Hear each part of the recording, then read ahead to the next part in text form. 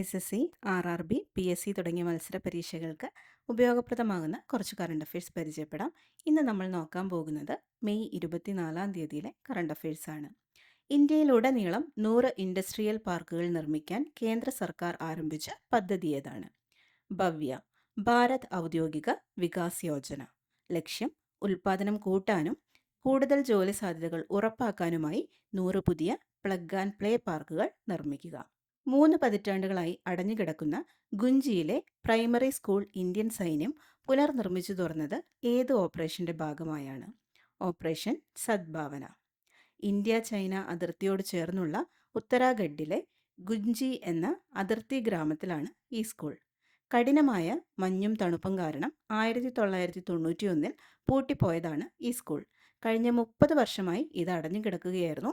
അതിർത്തിയിലെ സാധാരണ ജനങ്ങളെ സഹായിക്കാനായി ഇന്ത്യൻ സൈന്യം നടത്തുന്ന ഓപ്പറേഷൻ സദ്ഭാവന എന്ന നല്ലൊരു പദ്ധതിയുടെ ഭാഗമായാണ് ഈ സ്കൂൾ വീണ്ടും തുറന്നത്.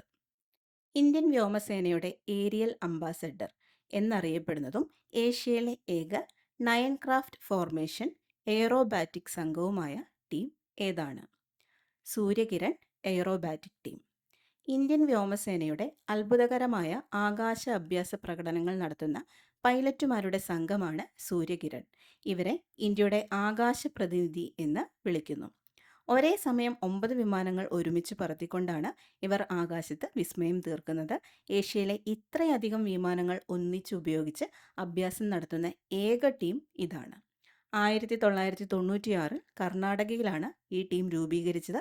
ഇവർ അടുത്തിടെ തങ്ങളുടെ 30ാം വർഷവും 800-ലധികം എയർ ഷോകളും പൂർത്തിയാക്കി.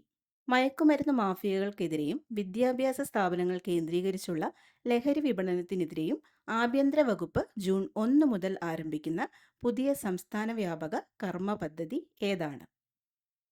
Operation Toofan, the narco hunt.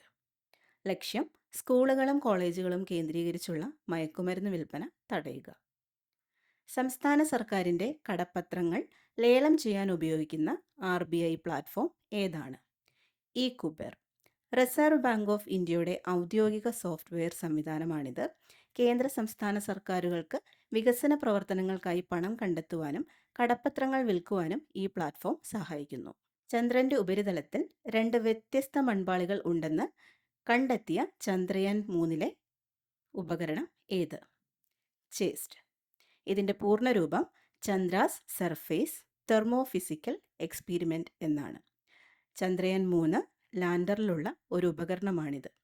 ചന്ദ്രൻ്റെ മണ്ണിലെ താപനില അളക്കുന്നതിലൂടെ ഉപരിതലത്തിൽ നിന്ന് ഏതാനും സെൻറ്റിമീറ്റർ താഴെയായി വ്യത്യസ്ത സ്വഭാവമുള്ള 2 മൺപാളികൾ ഉണ്ടെന്ന് ഈ ഉപകരണം കണ്ടെത്തി. 2026 അമേരിക്കൻ ഗോഡാർഡ് ആസ്ട്രോനോട്ടിക്സ് പുരസ്കാരം ലഭിച്ച ഇന്ത്യൻ ബഹിരാകാശ ദൗത്യം ഏതാണ്? ചന്ദ്രയാൻ 3.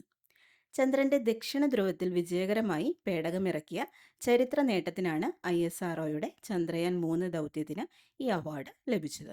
2023 ഓഗസ്റ്റ് 23 ചന്ദ്രയാൻ 3 ചന്ദ്രനിൽ ലാൻഡ് ചെയ്തത്. കേരള മുഖ്യമന്ത്രിയുടെ പുതിയ സെക്രട്ടറിയായി നിയമിതനായത് ആരാണ്? Doctor Rathan U Kelkar. Kerala election chief ആയിരുന്ന ഡോക്ടർ രത്തൻ യു കേൽക്കർ IASനെ മുഖ്യമന്ത്രിയുടെ സെക്രട്ടറിയായി നിയമിച്ചു. ഇതുപോലുള്ള കറണ്ട് അഫയേഴ്സിനായി ചാനൽ ഫോളോ ചെയ്യുക. Thank U.